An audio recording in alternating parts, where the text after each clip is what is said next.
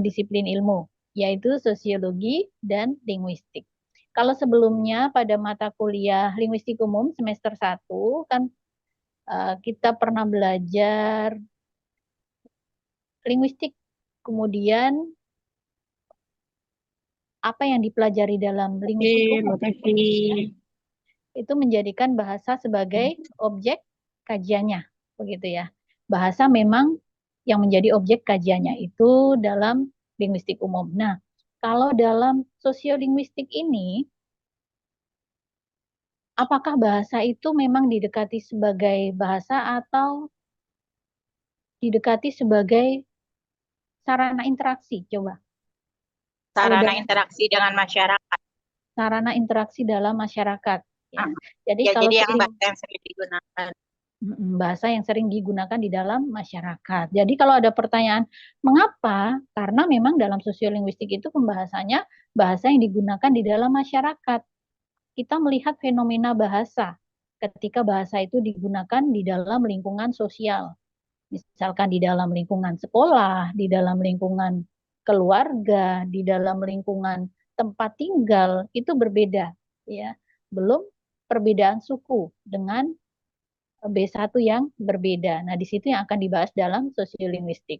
Jadi, setujukah kalau sosiolinguistik itu bahasa dilihat sebagai sarana interaksi, itu setuju atau tidak? Setuju. Setuju, Bu. Setuju ya. Jadi bukan fokus hanya bahasa, melihat bahasa sebagai bahasa, seperti linguistik umum, ya, tetapi melihat bahasa sebagai sarana interaksi. Contohnya apa? Contohnya banyak sekali. Ya, ini pun perkuliahan ini contoh sosiolinguistik, bahasa sebagai sarana interaksi, yaitu melalui media, ya. Ketika berdiskusi di kelas, kemudian misalkan berdiskusi di kantin ya. Biasanya kalau makan sambil berdiskusi, meskipun diskusinya tidak ilmiah ya, diskusi apa membicarakan teman, membicarakan tetangga itu termasuk dalam sebuah komunikasi. Nah, jadi sosiolinguistik ini bahasa sebagai alat interaksi, begitu ya. Sepakat ya. Nah, kemudian dalam interaksi itu ada yang namanya peristiwa tutur. Ada yang masih ingat peristiwa tutur itu seperti apa? Ini sudah siap semua ya? Sudah ada 40, sudah menyimak semua? Peristiwa tutur itu kayak berlangsungnya interaksi linguistik, Bu, dalam satu bentuk ujaran atau Berlangsungnya lebih. interaksi linguistik dalam suatu bentuk ujaran ya. Nah, di situ kan ada sebuah peristiwa tutur di dalam masyarakat tutur. Masyarakat tutur itu adalah sekelompok ya, sekelompok karena masyarakat kelompok orang yang memiliki verbal repertoire yang relatif sama begitu ya. Nah, kemudian dalam peristiwa tutur itu ada yang namanya, apakah masih ingat bahwa sebuah peristiwa tutur itu pasti di dalamnya ada konsep yang diakronimkan menjadi speaking, masih ingat? Masih ingat?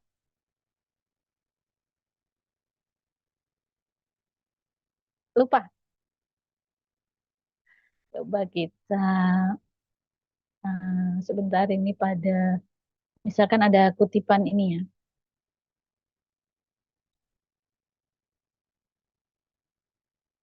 Misalkan ada percakapan seperti ini.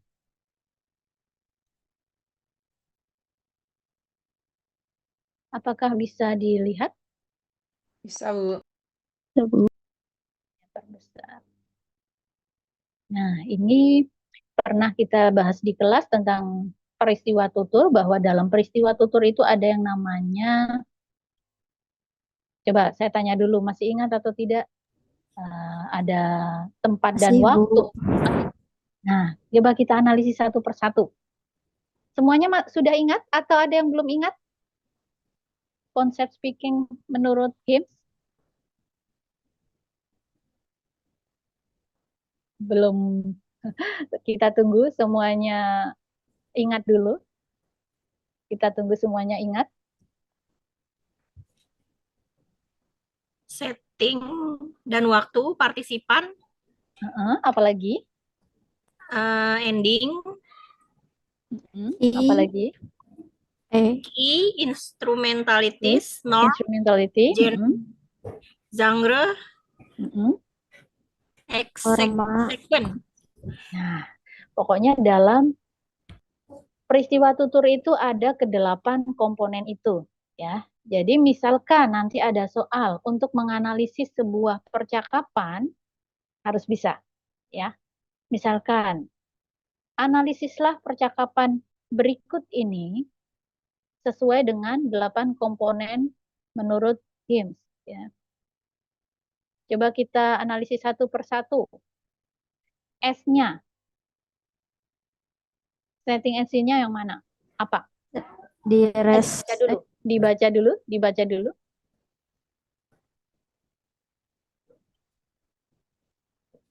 Di kantor, Bu. Coba yang lain, di mana ini?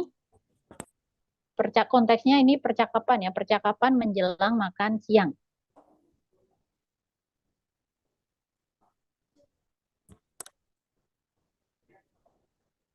Di tempat kerja sepertinya. Di tempat kerja, ada yang di kantor, di tempat kerja boleh ya. Jadi deskripsikan di mana tempatnya, tekniknya di mana, kemudian waktunya. Pada siang hari. Waktunya pada siang hari, boleh ya. Atau bisa ditambahkan ya, jam 11-an mendekati pukul 12 ini ya. Nah, kemudian untuk partisipannya, siapa saja yang terlibat di dalam peristiwa tutur ini? Rani dan David. Kemudian untuk ends-nya, ini maksud dan tujuan diadakan peristiwa tutur ini. Mau makan siang. Mengajak makan siang bareng. Mengajak makan siang, boleh ya. Jadi nanti deskripsikan, mengajak makan siang, atau siapa yang mengajak makan siang, ya.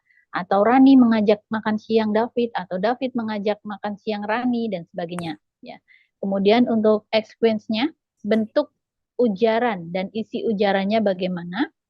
Apakah kalau untuk bentuk ujaran dan isi ujaran ini, apa topik yang dibahas dalam percakapan ini, serta isinya bagaimana? Topiknya apa ini? Tentang menu restoran. Tentang makan siang.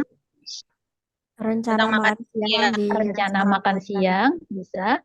Kemudian bentuk ujarannya, misalkan dalam percakapan biasa atau bagaimana? Percakapan informal biasa ya, percakapan biasa. Nah, itu dijelaskan seperti itu. Kemudian kayaknya mengacu pada nada atau cara berbicara.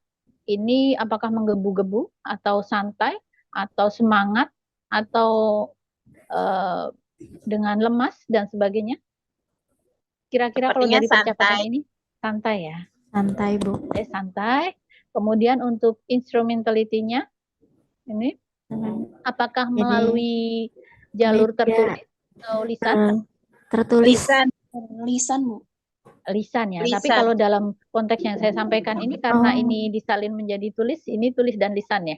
Tetapi kalau pertanyaannya nanti itu kan dalam percakapan ya, bentuk, berarti mereka melisankan ini, berarti nanti jawabannya lisan. Kemudian untuk norm of interaction and interpretation ini, apakah bertanya, apakah sebuah kalimat apa namanya, apakah menarasikan, apakah deskripsi, apakah di situ ada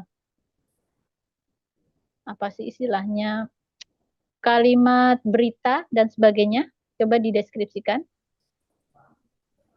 Kalimat bertanya kepada teman. Bertanya. Ada bertanya, ada pertanyaan ya, kemudian ada kalimat informasi juga sih. Deskripsi, ya, dan sebagainya, deskripsi dan sebagainya. Kemudian untuk genre atau genre-nya, bentuknya seperti apa? Narasi, deskripsi, puisi, pantun. Narasi. narasi ya. Ini adalah sebuah narasi. Nah, ini adalah contoh analisis 8 komponen. Ya. Coba dari analisis yang saya yang kita analisis pagi ini, apakah ada yang masih bingung? Coba. Misalkan keluar soal seperti ini, apakah bisa? Insya Allah bisa. Insya Allah bisa, Bu. Bu, bentuk dan isi ujaran sama bentuk percakapan itu berbeda ya, Bu? Bentuk dan isi ujaran ya, bentuk Iya. dan isi ujaran serta bentuk percakapan. Kalau Iya. bentuk dan isi ujaran ini lebih ke topiknya. Topiknya. Kemudian bisa ditambah. Jadi ini sebenarnya tidak terlalu kaku ya. Bisa ditambah dengan kan topik ini loh dengan percakapan ini. Misalkan topiknya ini rencana makan siang. Bisa ditambah dengan salah satu kalimat yang ada di sini. Saat itu Rani mengajak David untuk makan siang dengan kalimat, nah itu bisa ditambahkan seperti itu. Ya. Jadi nanti cara menyampaikannya bisa berbeda-beda, bisa ditambahkan, bisa dilengkapi lagi atau bisa spesifik saja. Ya, itu sudah boleh. Yang penting analisis dari masing-masing itu mewakili apa yang dimaksud dengan kedelapan konsep ini. Bahwa sebuah peristiwa tutur itu tidak mungkin 8 komponen ini terlewat. Tidak mungkin tidak ada yang terlibat, tidak mungkin tidak ada tempat, tidak mungkin tidak ada waktunya. Jadi kedelapan komponen ini pasti ada. Ya, ketika nanti bisa mendeskripsikan itu sudah benar. Ya. Ada lagi?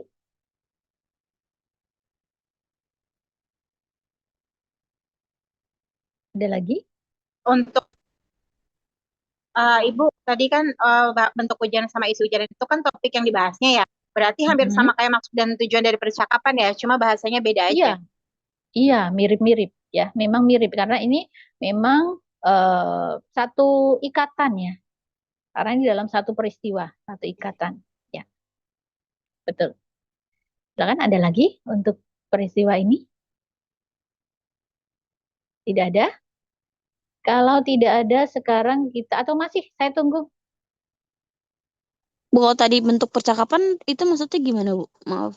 bentuk ujaran Bentuk percakapan. untuk sequence ini. Iya, Betul. yang tadi. Nah, Iya, ini terakhir. topiknya. Topik. Topik ini tentang apa? Kemudian Ya. kan ini rencana makan siang.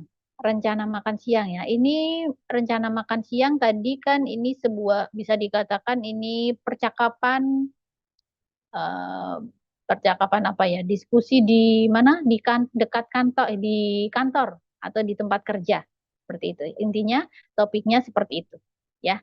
Topiknya adalah tempat mengajak makan siang di tempat kerja. Kemudian bentuk ujarannya ini adalah percakapan santai. Jadi memang kalau tadi ada yang bertanya berarti mirip-mirip betul karena memang ini satu konteks petuturan ya. Hanya lebih dispesifikan ke bagian yang mana. Ya, Baik, Bu. Terima kasih. terima kasih kembali. Ada lagi? Tidak ada? Kalau tidak ada sekarang kita lanjut ke kontak bahasa. Kontak bahasa ya itu berarti kan adanya interaksi bahasa yang satu dengan bahasa yang lain. Dengan adanya kontak bahasa ini menyebabkan penutur yang bilingual bahkan multilingual.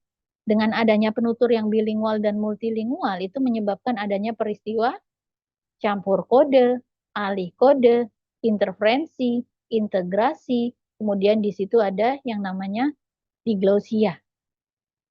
Nah, coba kalau kita ingat satu persatu. Kalau bilingualisme itu apa? Orang yang memahami dua bahasa. Bilingualisme. Kalau bilingual? Kemampuan. Kalau bilingualisme?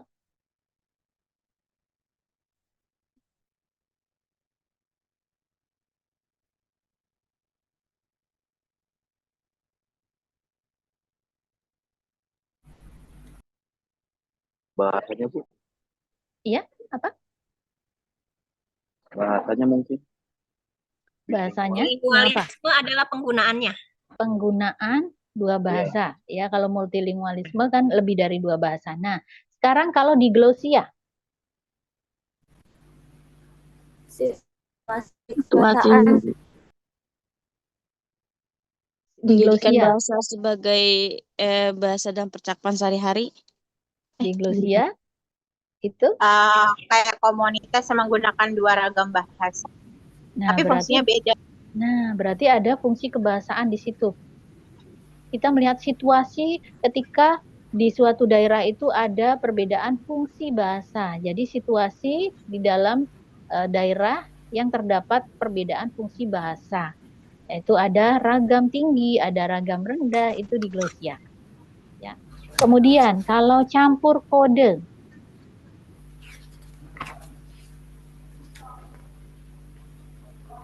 campur kode, Campur kode itu menyelipkan satuan bahasa dari bahasa lain ke dalam bahasa utama.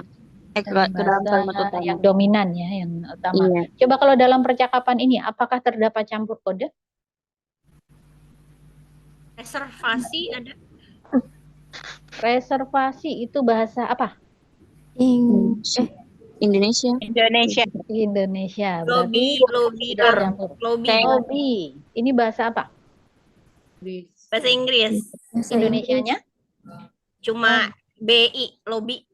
LOBI. LBI, ya betul. Jadi ini termasuk campur kode. kode. Ya, ini termasuk campur kode. Apalagi? Itu Rani David yang Spicy, Bu. Kita bisa coba beberapa hidangan spicy dari sana. Spicy dari sana. Dalam bahasa Indonesia? Pedas. Pedas. Apalagi? Let's go. Oke, let's go. Okay, let's Oke, go. let's go. Kita lewati dulu dari atas. Dari Itu yang atas ada? Sure. Kayaknya sure. Kenapa enggak? Ada lagi? Hai. Apa emang Kalau kita ini restoran. mengacu ke tempat makan ya? Iya. Ada lagi? Restoran bahasa Indonesia tempat makan. Indonesia restoran. Restoran. Inggris Kan bukan? bahasa Indonesia. Coba cek KBBI Bahasa dari Indonesia, edisi ke-5.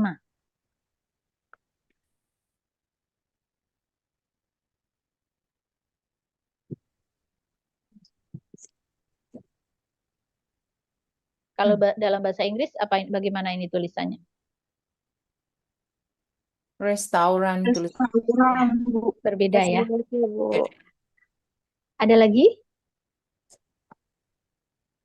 Reservasi, Bu. Reservasi bahasa Indonesia. bahasa Indonesia. Nah, jadi di sini ada tadi yang dianalisis campur kodenya ada 3 ya. Campur kode bahasa apa dalam bahasa apa? Bahasa Indonesia dalam bahasa Inggris dalam bahasa Indonesia. Bahasa Inggris dalam bahasa Indonesia karena bahasa Inggris yang menyisip ya. Bahasa Inggris menyisip dalam kalimat bahasa Indonesia. Nah, kemudian kalau dalam peristiwa ini apakah ada alih kodenya? Apa definisi Ada dulu? yang bawah. Ya, yang Definisi dulu, alih kode itu apa? Perpindahan antara bahasa ke dalam satu kalimat. Perpindahan kode bahasa yang satu, Antara bahasa ke dalam satu kalimat. kode bahasa yang satu ke dalam kode bahasa yang lain, ya. Nah, contohnya, nah ini termasuk alih kode. Alih kode dari bahasa apa ke bahasa apa? Bahasa Indonesia ke bahasa Inggris. Karena atasnya kan kita bisa mencoba bla bla bla bla, terus bawahnya oke, let's go. Yang dilakukan oleh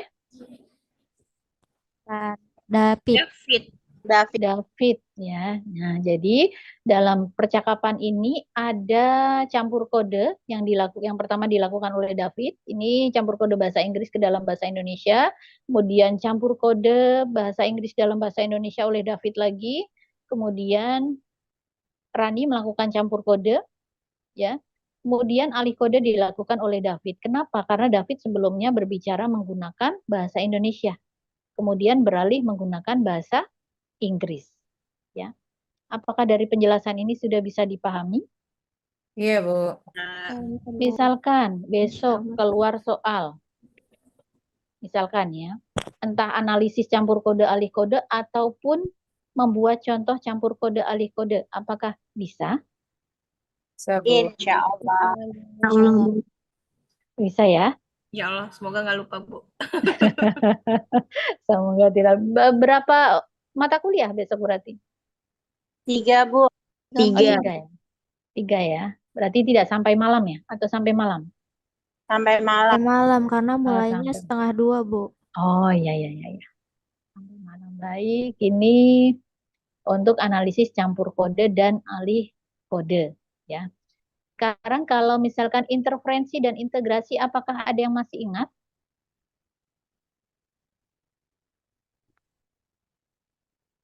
Interferensi dan integrasi. Perubahan sistem suatu bahasa. Apa interferensi? Perubahan sistem suatu bahasa. Perubahan sistem Interferensi. suatu bahasa yang dianggap sebagai penyimpangan. Ya, Nyimpang ditambahkan atau sebagai menyalahi aturan. atau menyalahi aturan Iya. atau ada kekacauan di situ ya. Nah, itu interferensi. Kalau integrasi ketika sudah masuk ke dalam bahasa Indonesia sudah diakui itu adalah integrasi. Jadi banyak sekali bahasa yang terintegrasi ya. Makan terintegrasi, mobil terintegrasi karena itu bentuk serapan juga ya. Kemudian jalan terintegrasi dan sebagainya. Ya, jadi kosakata yang sudah kita gunakan sehari-hari ini termasuk kosakata yang sudah terintegrasi, sudah kita gunakan, sudah diakui masuk dalam bahasa Indonesia. Nah, kalau interferensi itu ketika ada penyimpangan, baik penyimpangan fonologi, morfologi, sintaksis, maupun penyimpangan semantik. Ya. Nah, nanti kalau misalkan ada soal, ya, kalau kita lihat ini kan percakapan ini formal atau tidak formal, non formal atau formal? Non formal. Formal. Non formal ya. Nah, non formal. Nah, di sini ada tulisan bahasa Inggris. Sebenarnya kalau seperti ini, kalau kita melihat secara apa ya namanya, secara keseluruhan, ini tetap jatuhnya interferensi karena ini bukan kode bahasa Indonesia. Tapi kalau kita melihat ini sebagai percakapan tidak formal, itu sah-sah saja, betul ya? Nah, sebenarnya sah-sah saja karena ini memang konteksnya tidak formal. Tapi kalau ini konteksnya formal, ini sebuah interferensi seperti ini. Ya, ini interferensi pada kata. Ya. Nah, kemudian kalau integrasi, nah itu banyak sekali ya kata-kata yang sudah digunakan dalam bahasa Indonesia itu termasuk kosakata yang terintegrasi. Ya. Nah, selanjutnya untuk pembahasan selanjutnya adalah kalau kita melihat situasi kebahasaan di Indonesia, itu bagaimana? Penggunaan bahasa daerah, penggunaan bahasa Indonesia, penggunaan bahasa asingnya bagaimana? Apakah sudah bisa dikatakan standar sesuai dengan slogan Badan Bahasa atau belum? Slogan Badan Bahasa, utamakan bahasa Indonesia, lestarikan bahasa daerah, kuasai bahasa asing. Apakah situasi kebahasaan di Indonesia sudah mencerminkan slogan Badan Bahasa?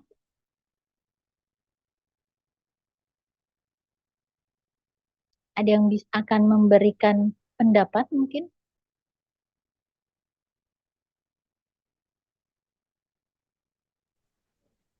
Kalau dari segi penguasaan bahasa asingnya itu hampir mencapai berapa persen ya? Udah lebih 50% kayaknya, Bu. Karena rata-rata sekarang bahasa asingnya udah pada bisa. Dari SD tuh diajarin bahasa Inggris. Dari SD ya? Iya. Nah, kalau bahasa daerahnya agak kurang karena yang sekarang-sekarang ini anak-anak kecil tidak diajarkan secara langsung bahasa daerahnya. Kalau untuk penggunaan bahasa Indonesianya? keseluruhan nggak bisa. Secara keseluruhan sudah bisa, ya. Sering Nah, pertanyaannya secara keseluruhan sudah menggunakan bisa. bahasa Indonesia dibayar dengan bahasa Nah, Indonesia. apakah sudah sesuai konteks atau belum, begitu ya? Nah, tapi kalau kita melihat secara keseluruhan di Indonesia ini, misalkan kita melihat mencerminkan sebagai cerminan slogan Badan Bahasa, utamakan bahasa Indonesia, lestarikan bahasa daerah dan kuasai bahasa asing. Di situ penggunaan bahasa Indonesia di negara Indonesia ini masih bisa dikatakan baik ya. Masih dikatakan baik karena apa? Ketika ada ketika ada acara-acara resmi ya, acara-acara formal masih menggunakan bahasa Indonesia meskipun ada beberapa yang sudah menggunakan bahasa asing ya. Tapi itu tidak masalah. Tapi intinya bahwa di negara ini, di negara Indonesia masih bahasa Indonesia tetap masih menjadi yang utama. Untuk bahasa daerah jangan sampai hilang ya, tetap dilestarikan. Bahasa asing kuasai, dipelajari sampai benar-benar bisa. Nah, itu untuk situasi kebahasaan. Kemudian nanti yang dipelajari lagi adalah, sebentar, saya agak lupa sebentar ya. Saya cek soal dulu.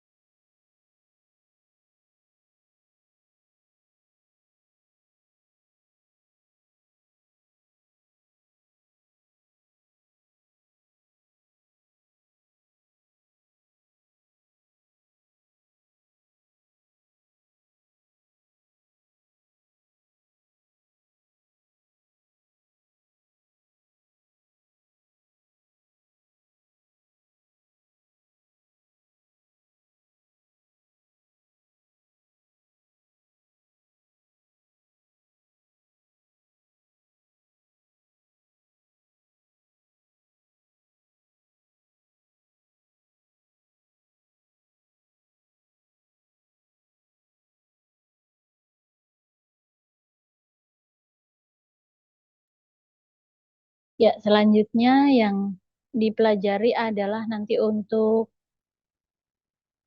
sebentar. Ada yang sudah membaca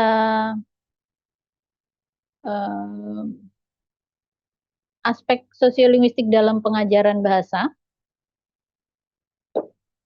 Belum. Belum ya?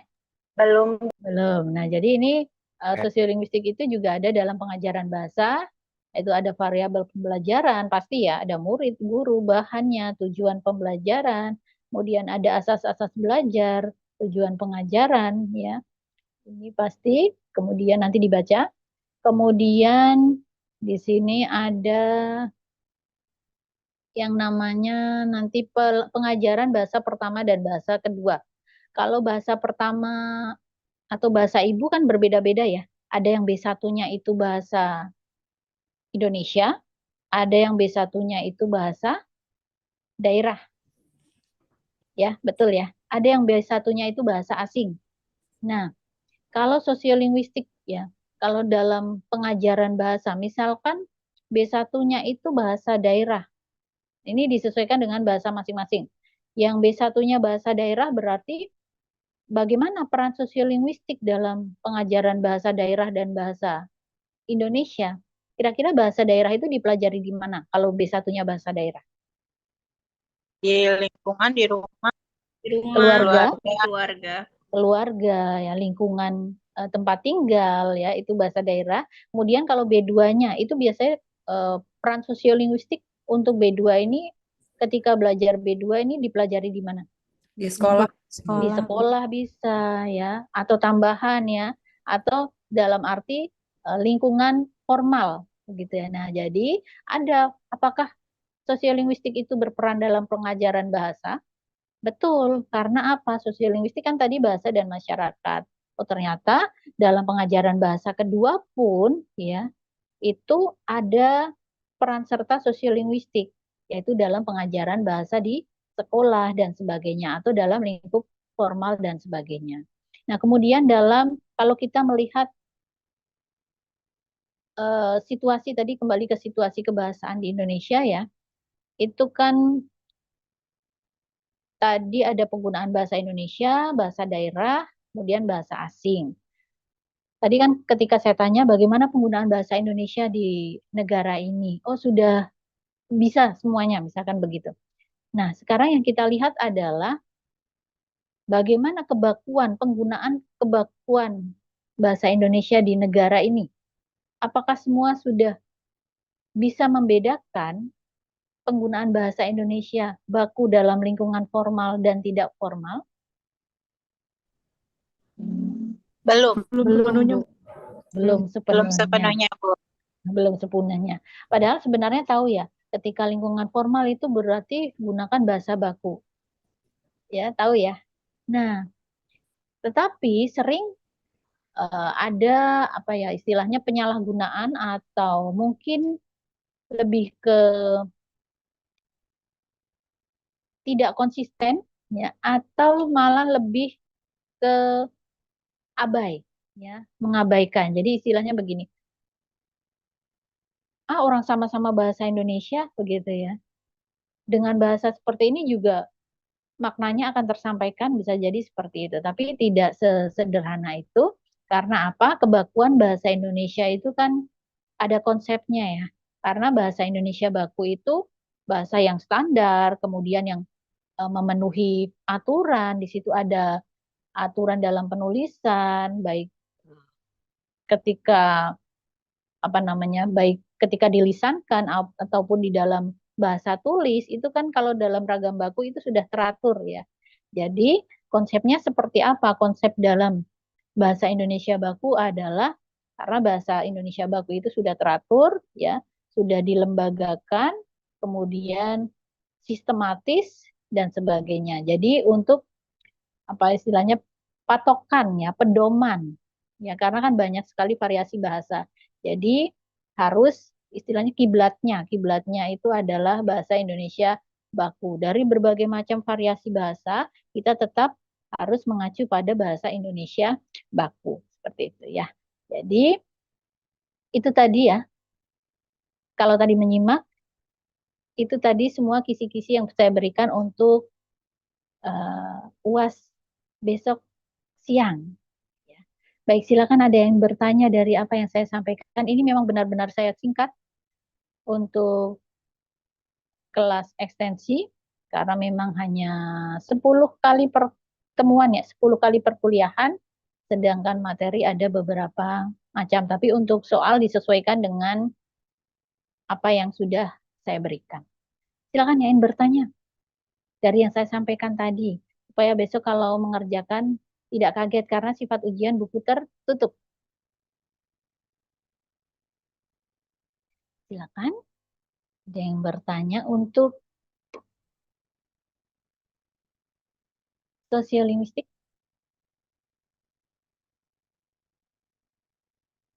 Silakan. Ada?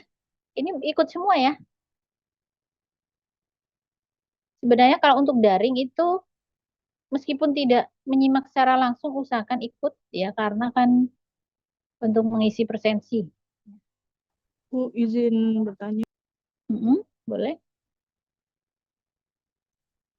Assalamualaikum warahmatullahi wabarakatuh. Waalaikumsalam.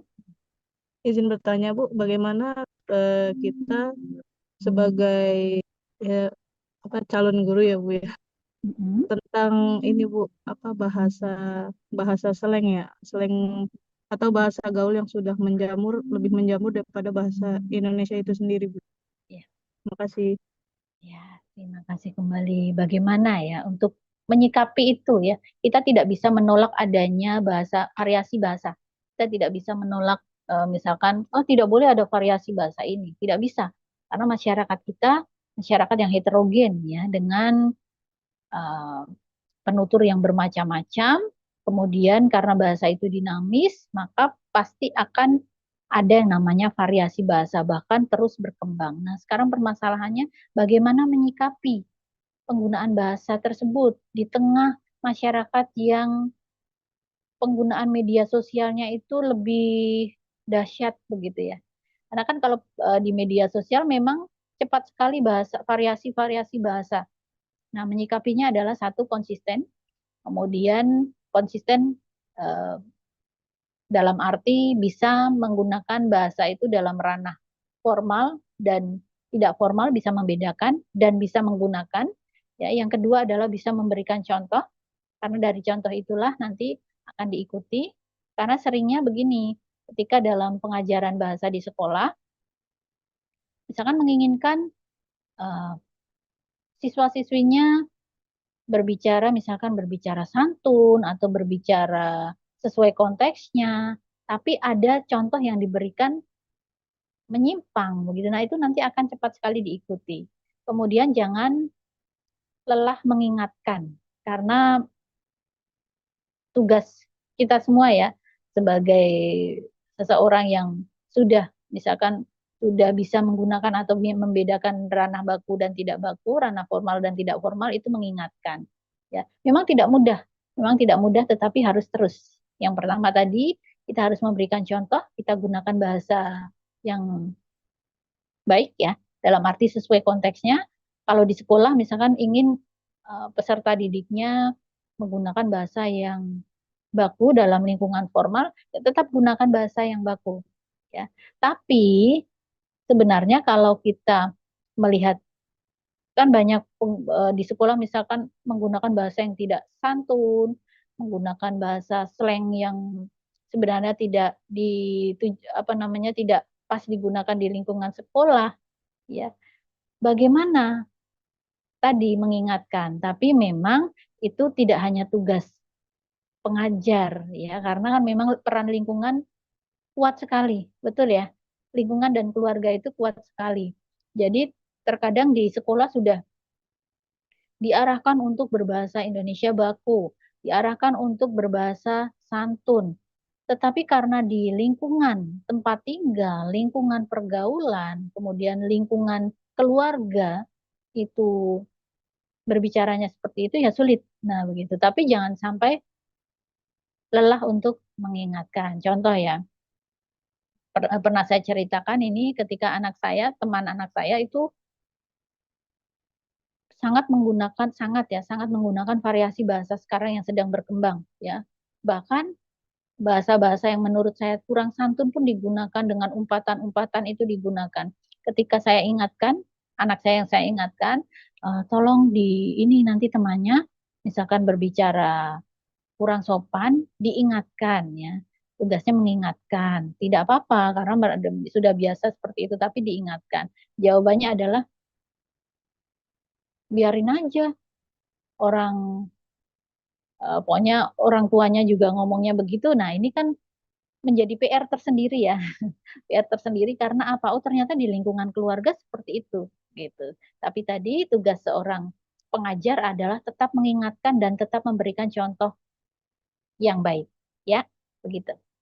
Baik, Ibu, terima kasih. Terima kasih kembali. Kekonsistenan itu penting. Silakan, ada lagi yang bertanya. Bu, bicara tentang tone ya, Bu ya. Jadi memang kalau kita sebagai pengajar itu kan memberikan sebuah teks, kemudian nanti kita bahas biasanya konteks, audience, purpose, atau ketika dia menulis maka dia harus menuliskan konteksnya apa, audience dan purpose-nya itu dia mengerti ketika kita memberikan pertanyaan dia kemudian menulis gitu kan ya. Iya. Nah, pertanyaan saya adalah bicara tentang tone. Kalau untuk di tone itu saya suka agak miss ya, bingung gitu ini tone ini. Tapi tadi Ibu udah menjelaskan bahwa tone itu ada yang menggebu-gebu, ada yang santai dan sebagainya. Nah, maksud saya bagaimana kita melihat tone-nya itu? Artinya gini, apakah ada tipe-tipe tone gitu di dalam sosiolinguistik itu yang dijabarkan gitu? Karena kan sebenarnya tone ini sangat berfungsi pada saat kita berbicara kepada lawan bicara kita. Apalagi kalau kita misalkan sebagai guru berbicara kepada orang tua, kan tone kita kan harus jelas gitu. Apakah kita menyerang dia atau kita terlihat tidak merespon dan sebagainya. Nah, itu pertanyaan saya adalah di mana kita bisa melihat macam-macam tone. Terima kasih, Bu. Terima kasih kembali. Di mana kita bisa melihat ya, itu kan berkaitan dengan ekspresi ya, ekspresi bagaimana seseorang itu ketika berbicara. Nah, ini tadi penutur dan lawan tutur. Permasalahannya begini.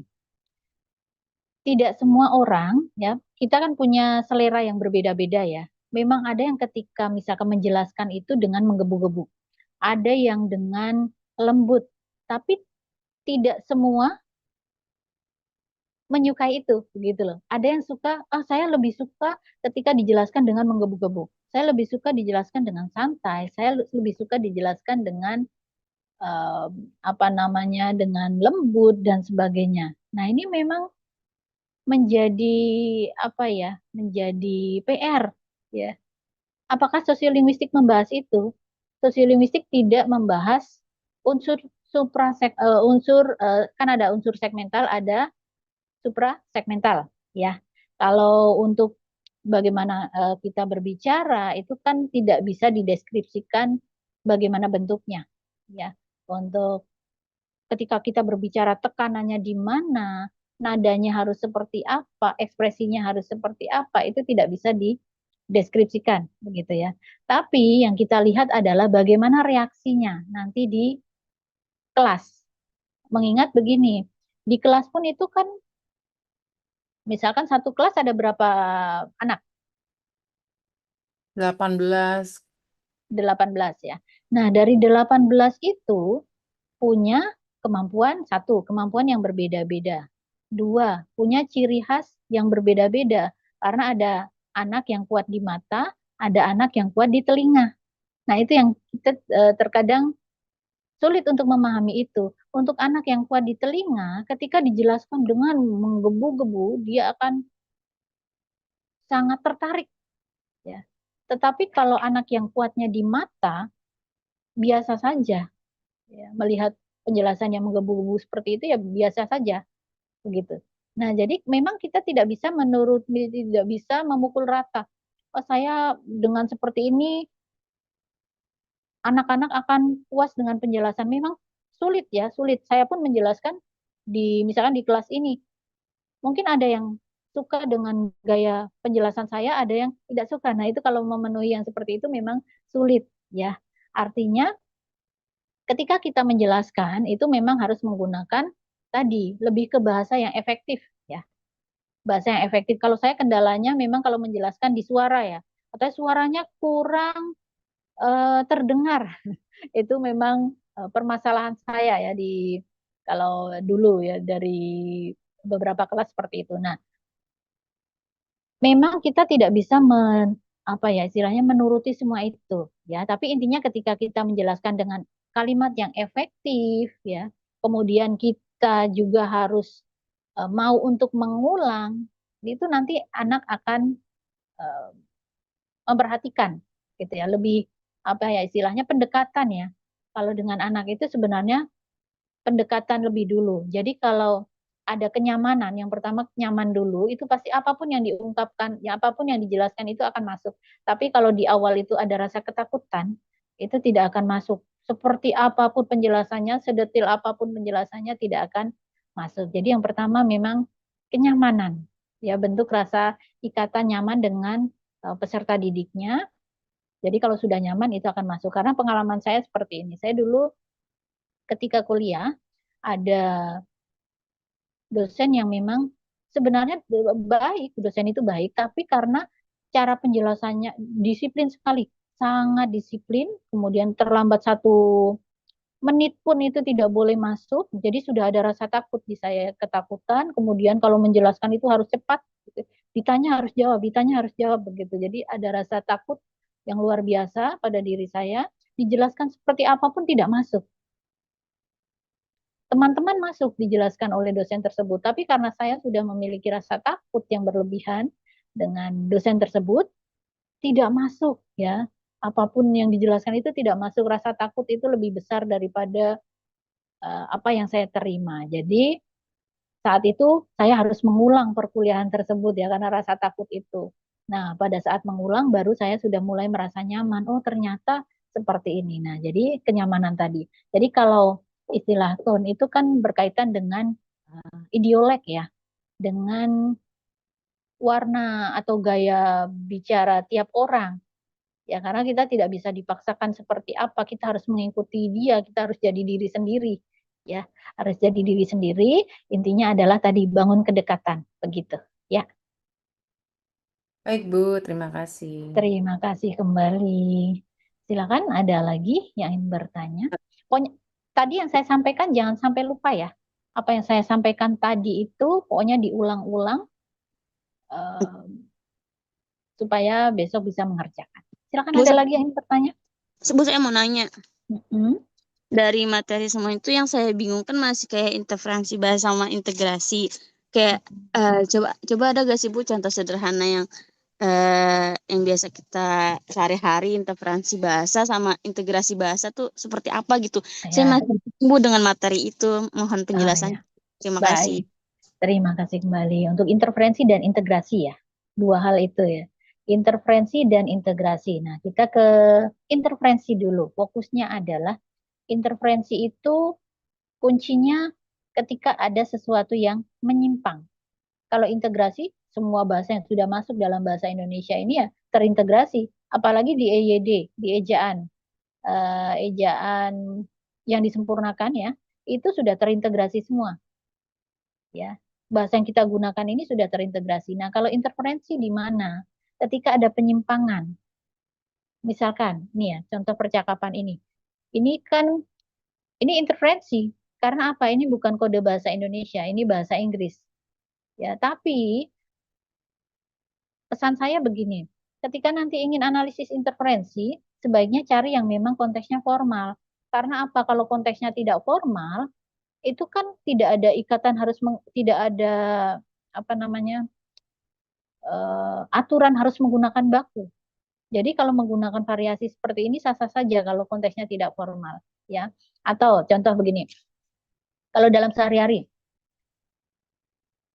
di lingkungan tempat tinggal, misalkan ada ingin membeli obat, ya. Membeli obat biasanya di mana?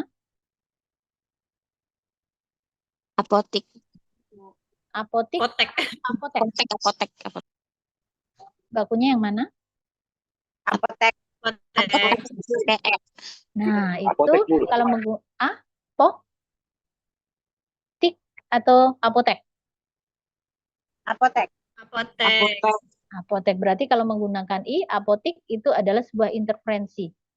Jadi interferensi itu bukan hanya permasalahan bahasa asing atau bahasa daerah yang masuk, tapi kesalahan penggunaan huruf itu termasuk penyimpangan, termasuk interferensi. Ya, misalkan silahkan atau silakan Silakan. Silakan. tanpa h ya, silakan begitu ya. Jadi kalau menggunakan h itu termasuk interferensi. Kalau saya menggunakan kalimat ini kepada Bapak Andi, sila menempati ruangan. Salah atau tidak? Atau Bapak Andi, sila menempati ruangan. Bapak Andi, sila menempati tempat yang sudah disediakan. Aneh atau tidak? Aneh. Aneh. Kenapa aneh? Karena kan biasa kita menyebutkan silahkan. Tapi kalau misalkan disingkat sila kayak aneh dengan bahasa kita sehari-hari gitu. Tapi itu betul atau tidak? Salah, Bu. Betul. Betul ya. Kan berasal dari kata sila kan? Sila. Sila. Betul. Iya. Karena sila itu sudah mempersilakan. Ya. Jadi nanti kalau misalkan mendengar sila segera misalkan sila buka buku halaman 30. Itu betul. Aneh ya, Bu? Aneh ya. Betul. Aneh gitu. Tapi itu betul. Ya, itu betul. Berarti sila itu sudah ada imbuhannya ya Bu Mempersilahkan. kalau ditambahkan kan? Ya, jadi sila itu sebenarnya sudah mempersilahkan. Sila masuk.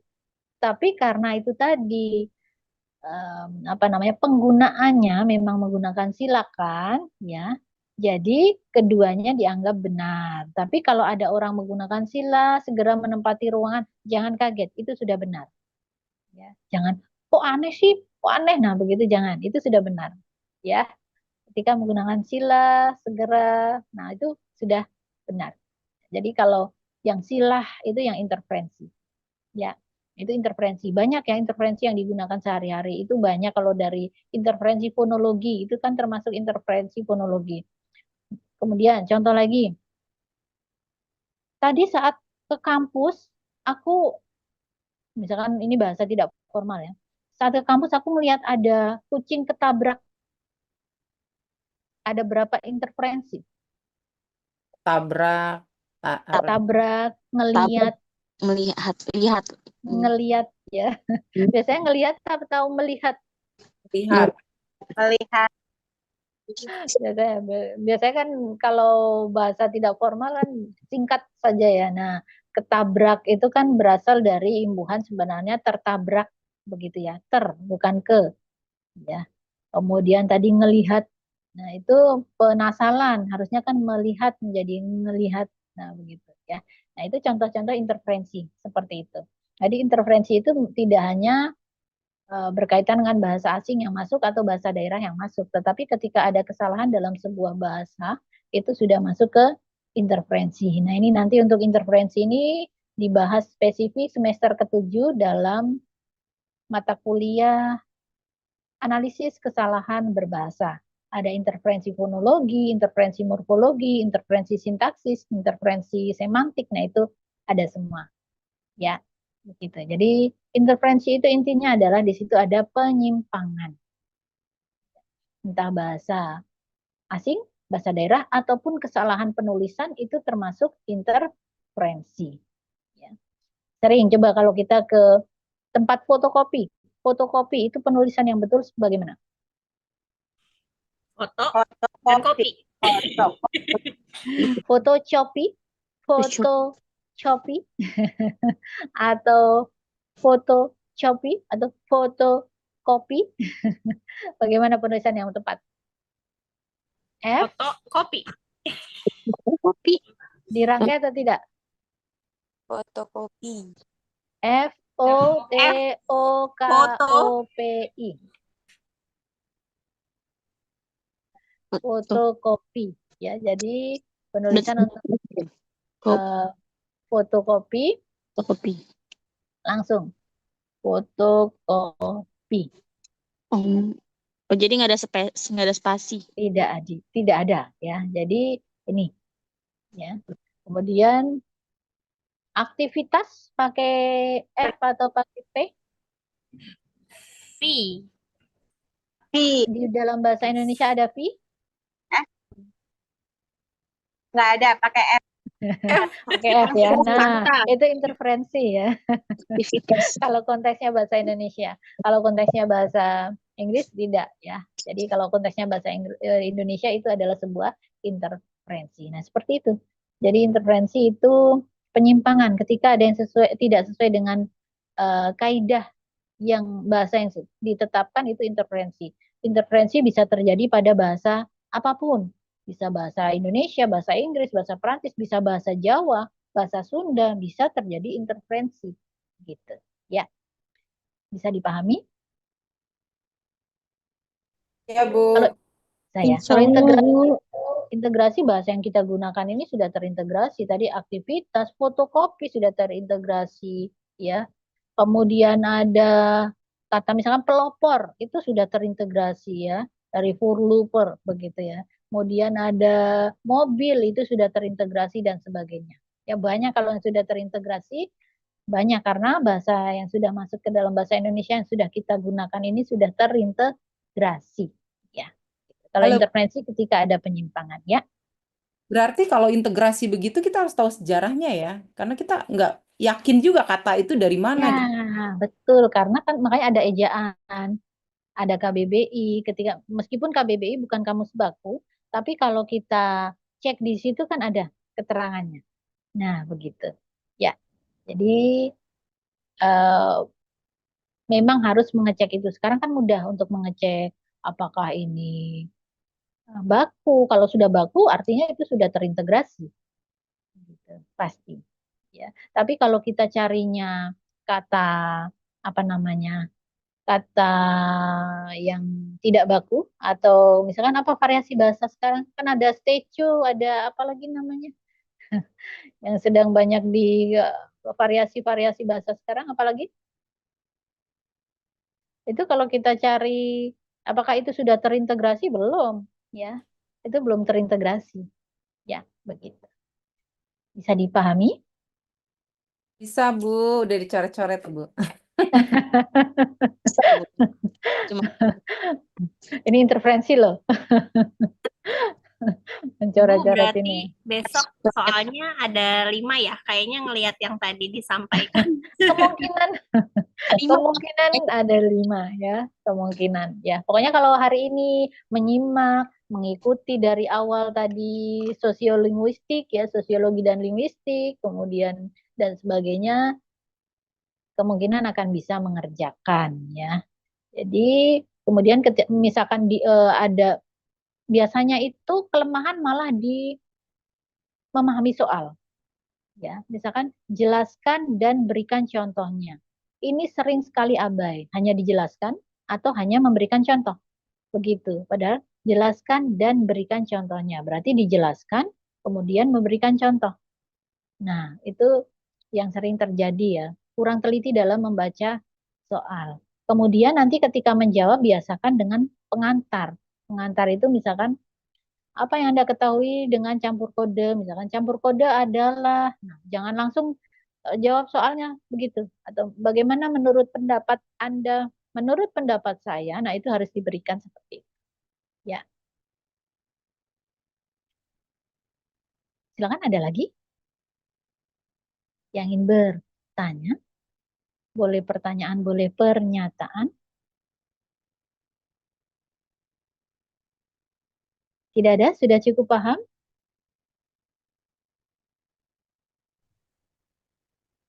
Sudah? Campur kode alih kode sudah paham ya? Sudah, Bu. Sudah ya? Ada lagi atau cukup? Cukup, Bu. Tinggal baca. Nanti dibaca-baca lagi, tapi fokuskan pada apa yang saya sampaikan tadi.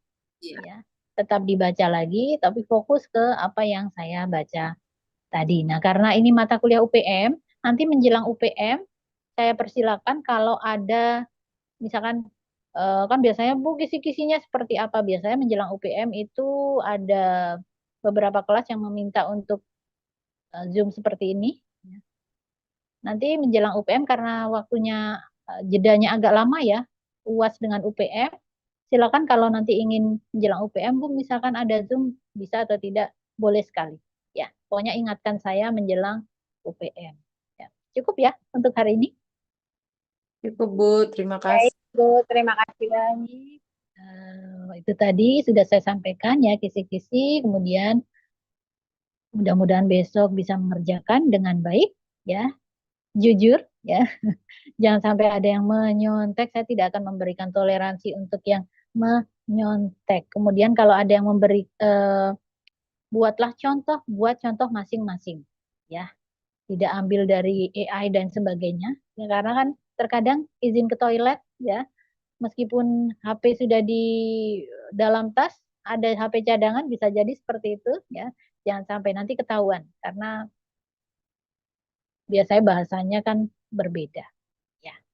Baik, untuk perkuliahan hari ini cukup. Nanti kalau memang masih ada yang bingung, boleh WA saya jelaskan kembali. Saya mohon maaf kalau selama mengajar ada perkataan atau sikap saya yang kurang baik. Mohon dimaafkan, ya. Dimaafkan atau tidak? Maafkan lah, Bu. Kita juga minta maaf ya, Bu, ya. Maafkan ya. Kalau ada yang kurang baik atau mungkin ada penjelasan yang membingungkan, saya mohon maaf. Ya. Baik, untuk perkuliahan hari ini cukup. Kurang lebihnya mohon maaf. Saya akhiri. Wassalamualaikum warahmatullahi wabarakatuh. Selamat pagi. Terima kasih X4A. Terima kasih. Terima kasih, Ibu. Terima kasih Ibu. Sampai Terima jumpa kasih, kembali di Ibu. lain Sampai kesempatan. bertemu kembali. Terima kasih, Ibu. Amin.